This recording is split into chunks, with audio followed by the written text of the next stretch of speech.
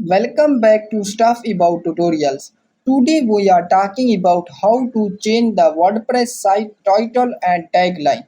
Why would you want to know how to change the WordPress site title and tagline? Well, maybe it is your first time using WordPress and not sure how to change the WordPress site title and tagline. So today I am going to show you how to change the WordPress site title and tagline.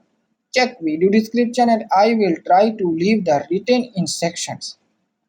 Changing the WordPress site title and tagline is quite simple and easy to do, and the process is same for all devices.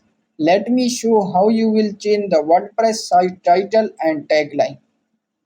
First of all, open WordPress in your Chrome browser, and now here is my WordPress home screen. And then move your mouse cursor to settings in the left bottom corner and then click on General. Now in this page you can easily change your site title and tagline. First click on your site title and then add a new title.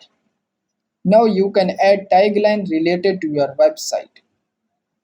And then in the end, scroll down this page and click on Save Changes.